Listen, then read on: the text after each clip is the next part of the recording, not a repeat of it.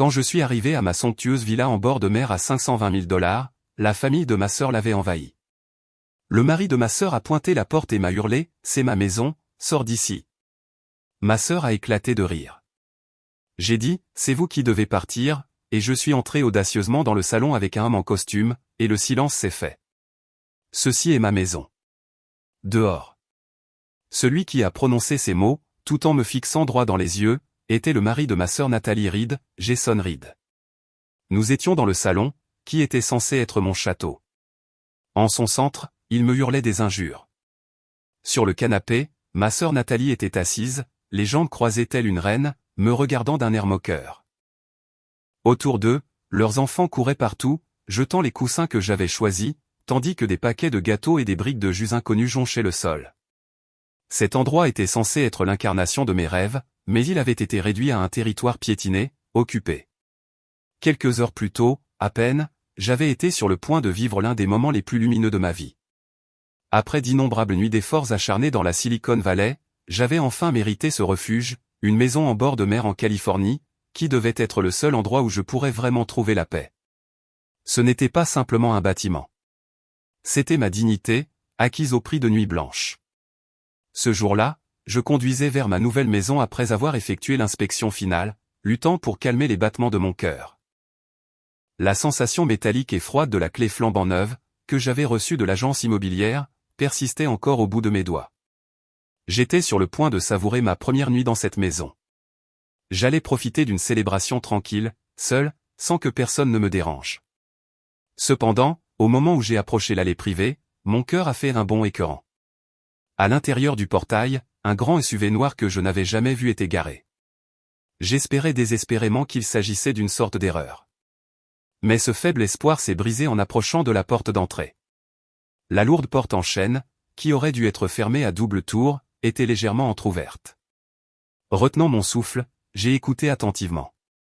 Et ce que j'ai entendu de l'intérieur, c'était sans équivoque le rire strident de ma sœur Nathalie et les blagues grossières de mon beau-frère Jason. Si perdre tout sens de la raison a une définition, c'était sûrement celle-ci. J'ai senti le sang de mon corps refluer et le bout de mes doigts est devenu rapidement froid. Malgré tout, avec des mains tremblantes, j'ai poussé la porte pour l'ouvrir complètement et je suis entré.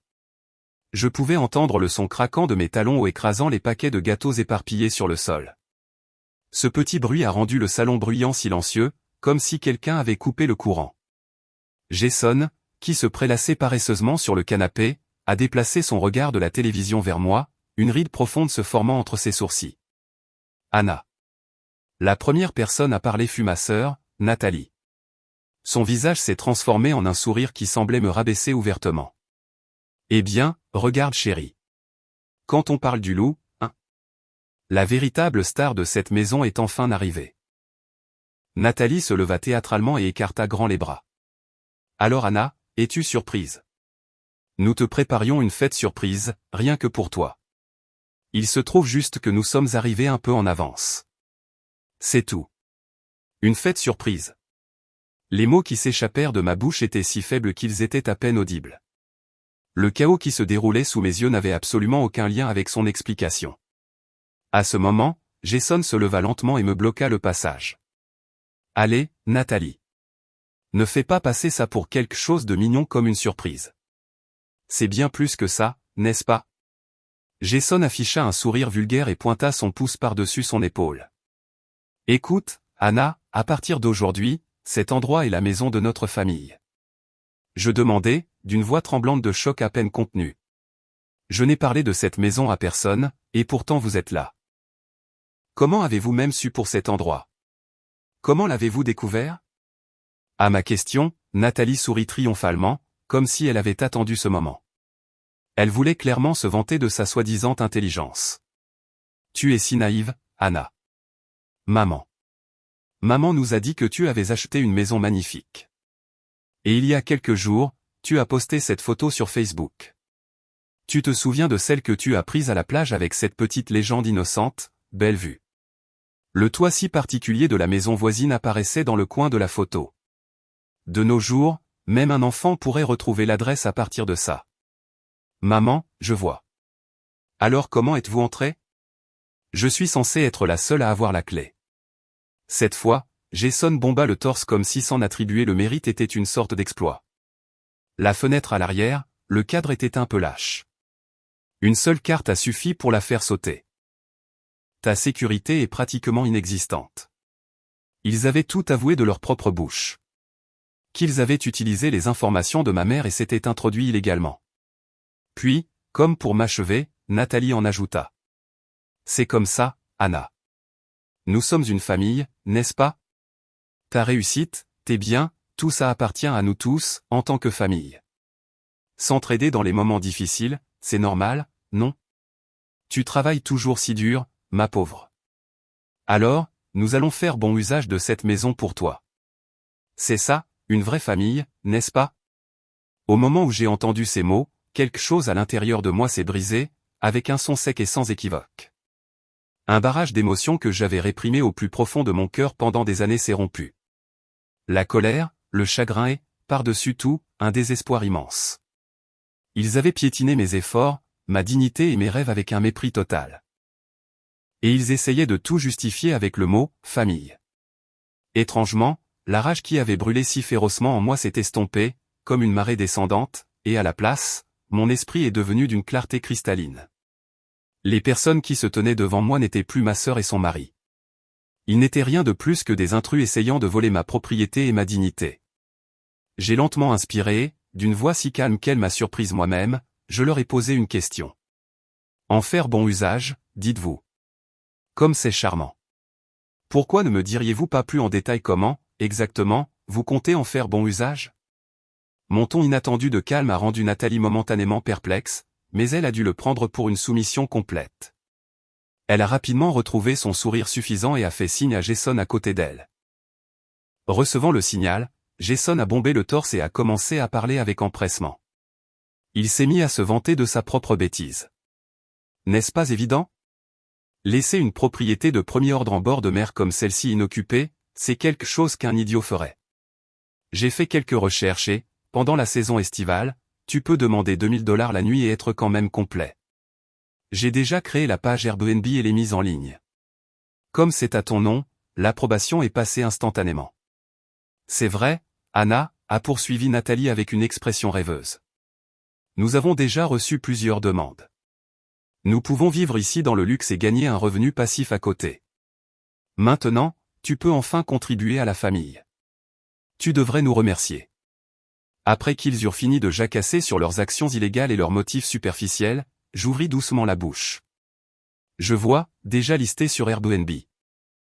Je me demandais s'ils avaient remarqué le léger sourire qui se formait au coin de mes lèvres. Laissez-moi vous apprendre quelque chose, Nathalie. Jason. Je me suis rapproché d'eux. Occuper la maison de quelqu'un d'autre sans la permission du propriétaire, et essayer d'en tirer profit, ça ne s'appelle pas aider la famille. C'est une entrée par effraction et une tentative de fraude. En d'autres termes, un crime indéniable. Un crime? Le visage de Jason a perdu ses couleurs en un instant. À côté de lui, Nathalie a crié hystériquement. De quoi tu parles, Anna? Arrête d'exagérer. C'est juste une affaire de famille. On emprunte juste la maison pour un petit moment. Comment diable est-ce que ça peut être un crime? J'ai parlé avec une véritable incrédulité. Vous avez toujours été comme ça, tous les deux, utilisant le mot famille comme un bouclier tout en me prenant tout. Mon temps, mon argent, même ma gentillesse. Mais ça s'arrête aujourd'hui. À partir de cet instant, vous n'êtes plus ma famille. Vous n'êtes rien d'autre que des criminels. Espèce de petite ingrate. Jason, furieux, leva la main comme pour me frapper, et à ce moment précis. Ça suffit. Une voix basse et autoritaire a rempli la pièce avec une telle autorité qu'elle ne laissait aucune place à la défiance. Nous avons tous instinctivement tourné nos yeux vers la source de la voix. La porte d'entrée, qui était restée silencieusement fermée jusqu'alors, s'est ouverte lentement, et là se tenait un homme impeccablement vêtu d'un costume de haute qualité. Il nous fixait sans le moindre changement d'expression. C'était mon ami de longue date et un avocat exceptionnel, Brandon. Brandon a jeté un regard froid à la main levée de Jason avant de parler calmement, mais avec une fermeté sans équivoque. Je ne tolérerai aucun comportement menaçant envers ma cliente. L'air dans la pièce s'est figé instantanément. À l'avertissement silencieux de Brandon, Jason ne pouvait même pas baisser la main qu'il avait levée, son corps se raidissant comme si le temps lui-même s'était arrêté. Nathalie, incapable de comprendre qui était cet homme en costume soudainement apparu, se contentait de regarder en alternance entre moi et Brandon, confuse.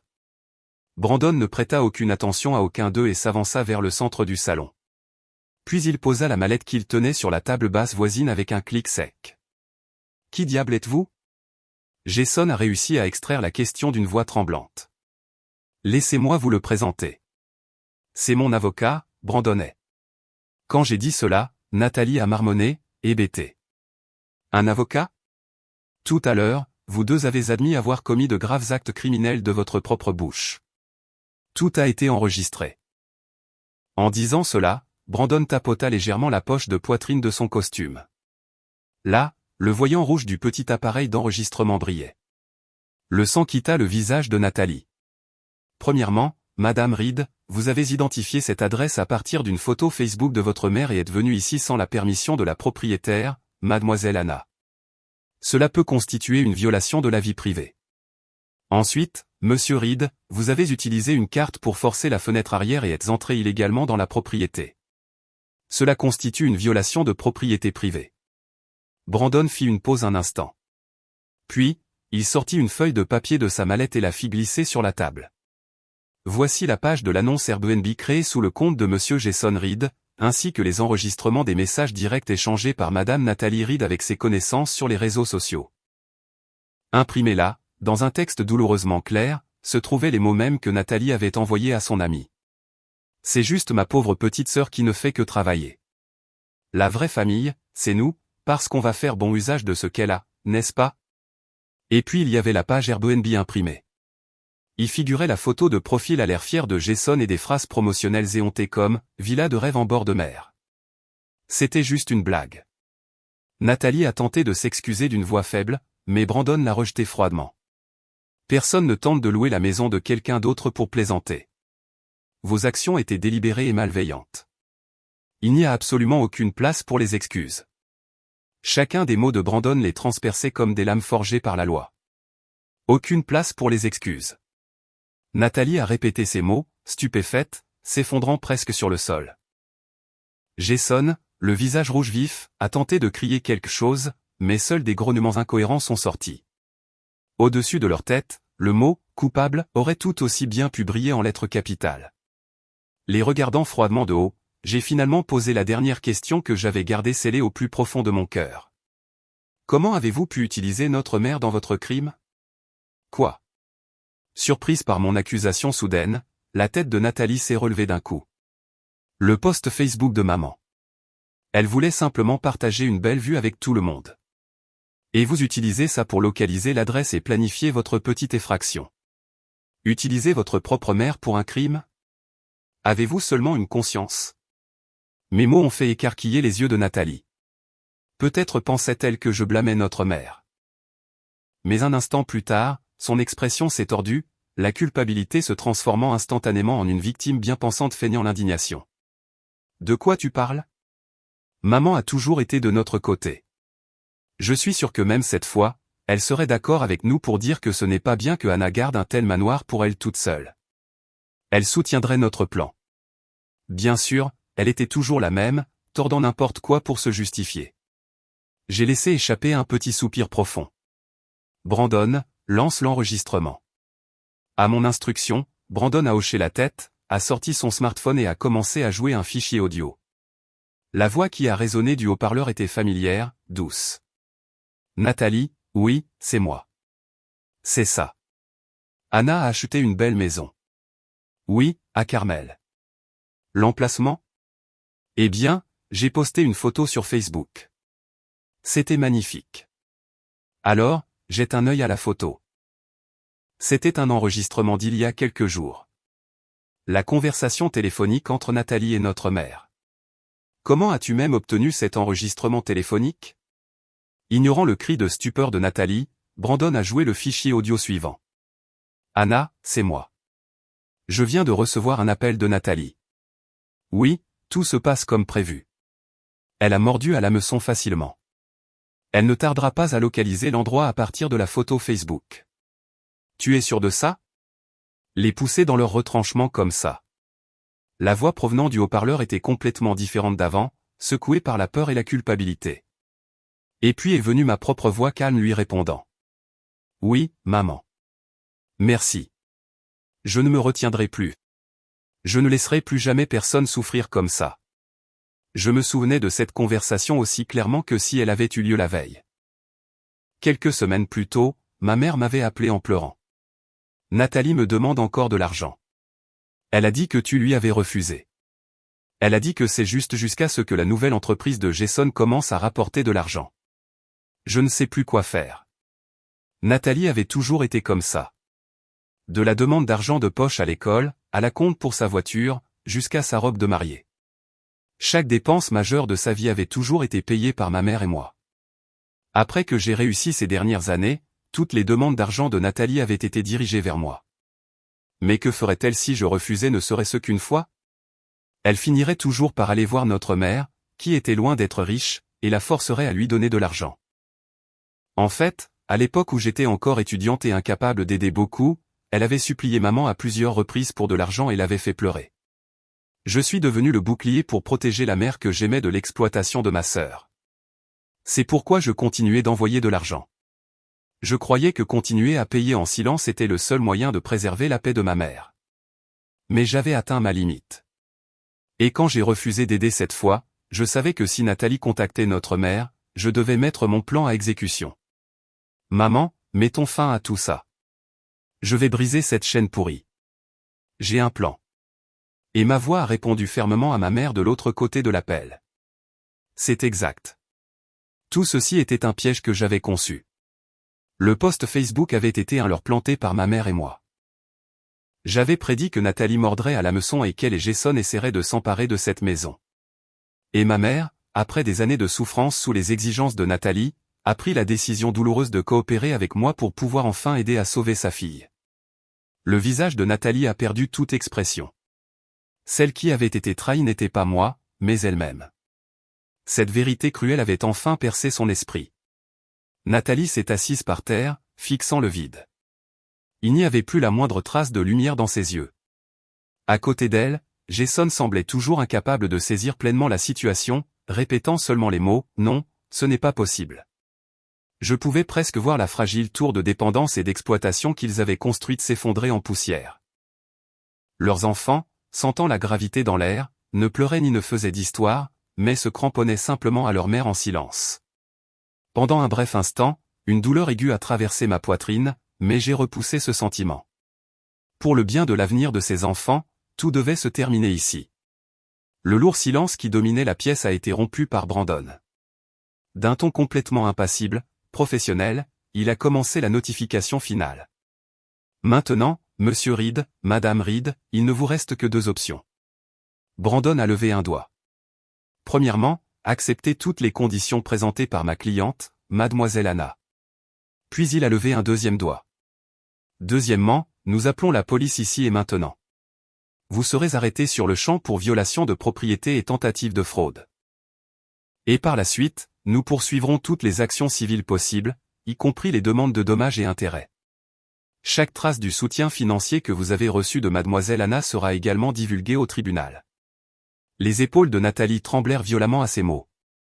J'ai 3 conditions. Prenant la relève de Brandon, j'ai parlé. Premièrement, vous rassemblez toutes vos affaires dans cette maison et partez immédiatement. Deuxièmement, vous supprimez l'annonce Airbnb que vous avez créée juste devant nous et signez un document juridiquement contraignant promettant de ne plus jamais vous impliquer dans ma propriété privée. Et troisièmement, à partir de cet instant, vous ne me contacterez plus jamais, ni notre mère. Pas d'appel, pas de mail, pas de message sur les réseaux sociaux.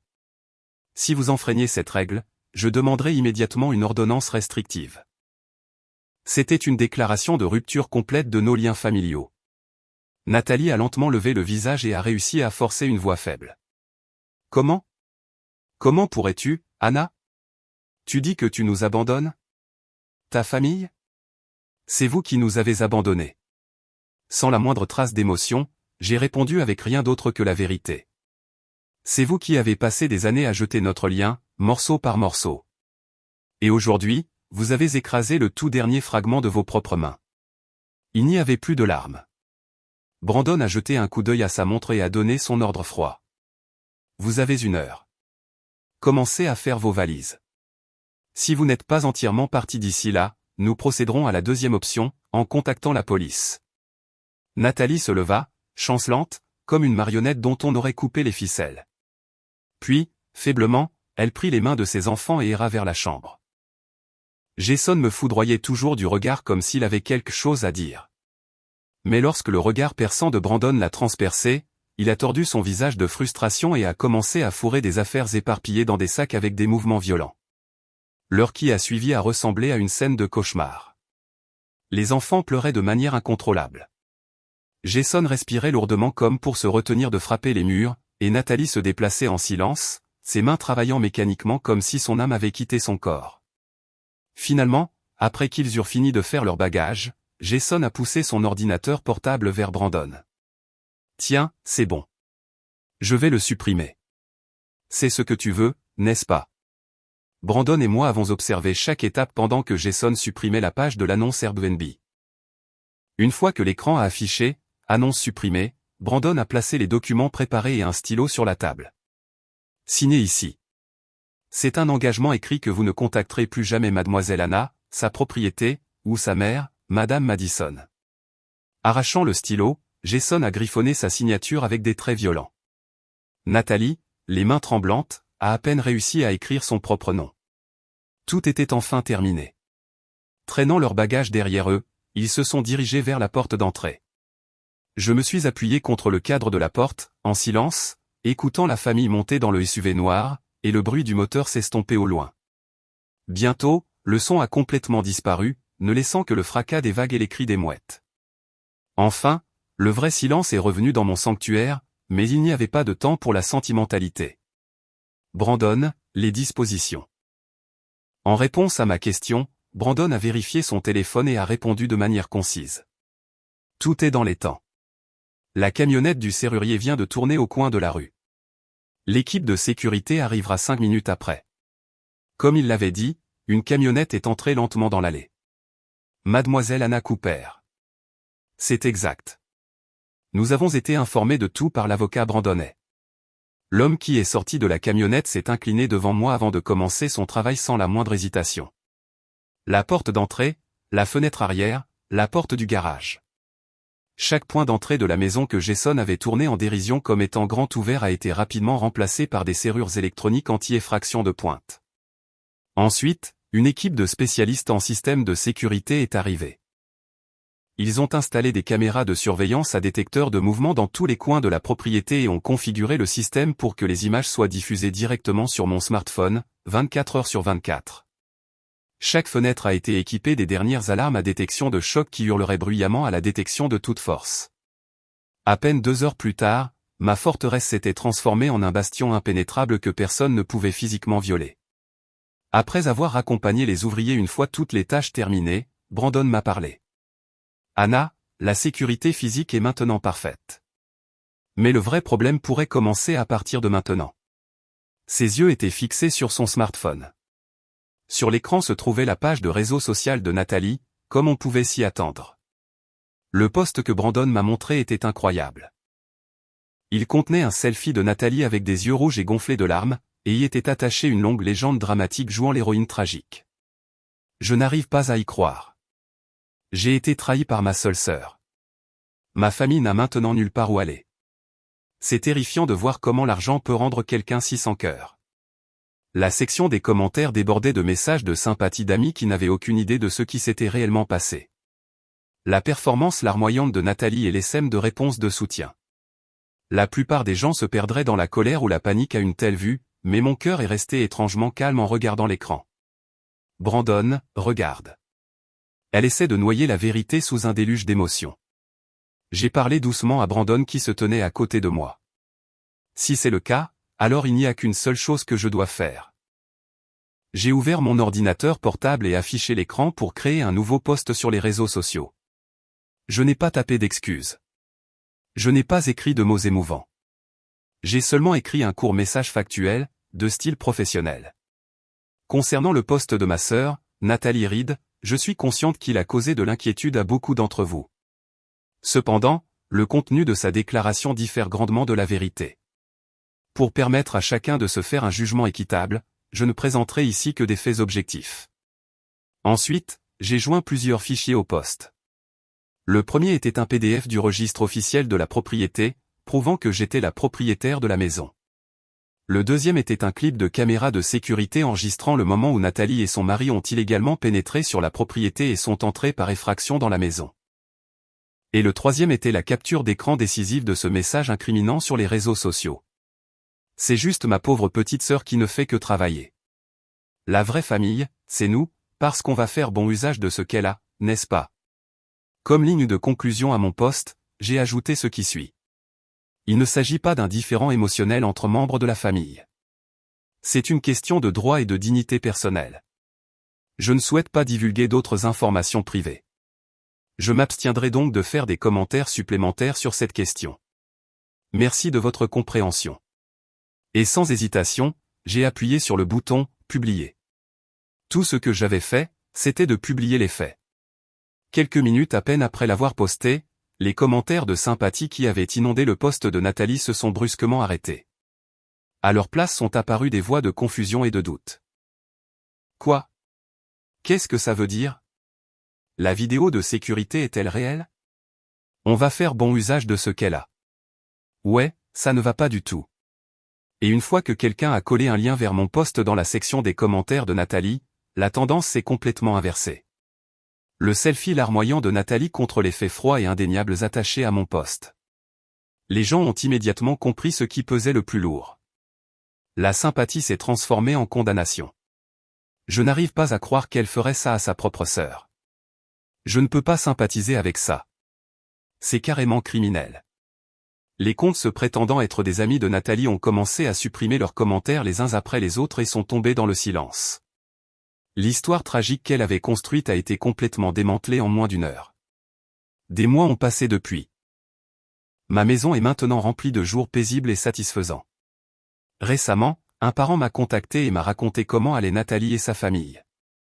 L'incident sur les réseaux sociaux s'était répandu rapidement dans leur communauté également. Une fois ces mensonges exposés, même les amis qui l'avaient autrefois défendu sont devenus froids. Incapables de rester là plus longtemps, ils ont finalement déménagé dans un appartement exigu et délabré de l'autre côté de la ville. Jason travaille maintenant comme journalier, et Nathalie a commencé un travail à temps partiel auquel elle n'est pas habituée. Mais ils ont des difficultés financières dans leur petit appartement et se disputeraient constamment. Même après avoir entendu tout cela, mon cœur s'est senti étrangement vide. Ni joie, ni pitié. Ils subissaient simplement les conséquences de leur propre choix. C'était tout. L'autre jour, j'ai invité ma mère dans cette maison. Elle s'est tenue devant la grande fenêtre du salon et a regardé tranquillement la mer scintillante sans dire un mot. Son profil semblait plus paisible que je ne l'avais jamais vu. Pas une seule fois le nom de Nathalie n'a été mentionné dans notre conversation. Ce n'était pas que nous l'évitions intentionnellement. C'était simplement que dans notre temps heureux ensemble, la présence de ces personnes n'était plus nécessaire. Il n'y a plus de nostalgie du passé dans mon esprit maintenant, seulement des possibilités infinies et de l'espoir pour l'avenir.